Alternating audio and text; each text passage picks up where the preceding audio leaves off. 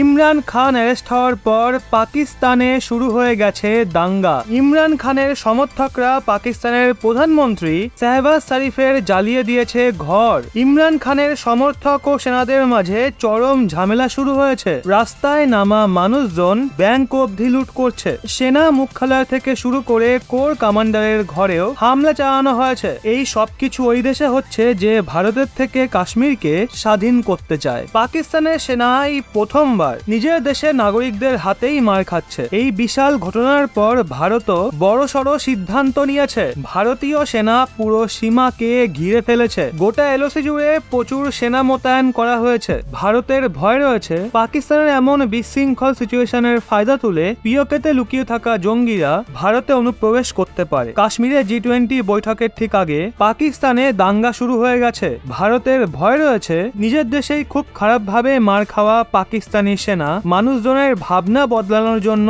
ভারতকে টার্গেট করতে পারে। পাকিস্তানি সেনা জানে নিজের দেশের মানুষদের রাগ কমানোর সবচেয়ে সহজ পদ্ধতি ভারতের বিরুদ্ধে কোনো পদক্ষেপ নেওয়া। কিন্তু ভারত আগেই পাকিস্তানি সেনার কোন রকম ষড়যন্ত্রকে ব্যর্থ করার জন্য রেডি হয়ে বসে আছে। ভারত ভীষণভাবে অ্যালার্ট রয়েছে। ভারতীয় সেনার নজর ভারতেই বসে থাকা পাকিস্তানের স্লিপার সেলের ওপর রয়েছে। ভারত চায় না নিজেদের জ্বালানো আগুনেই ঝলসে যাওয়া পাকিস্তানের তাপ কাশ্মীর পর্যন্ত পৌঁছাক। এর জন্য ভারতীয় সেনা কোমর বেঁধে নিয়েছে। আপনাদের সবার এটা জানা অত্যন্ত জরুরি পাকিস্তানেই সবকিছু কেন হচ্ছে আর এর জন্য ভারতের কেন সাবধান হওয়া উচিত। আসলেই সমস্ত বিবাদ তখন শুরু হয় যখন ইমরান খান গোয়েন্দা সংস্থা ISI এর অফিসার মেজর জেনারেল ফয়সাল নাসিরের ওপর চাঞ্চল্যকর অভিযোগ তোলে। ইমরান খান বলে মেজর জেনারেল ফয়সাল নাসির তাকে হত্যার চেষ্টা করেছে। ইমরান খানের এই বয়ানের পর পাকিস্তানের সেনা রেগে যায়। পাকিস্তানের সেনা তখন আরো খচে যায় যখন ইমরান খান তার র্যালিতে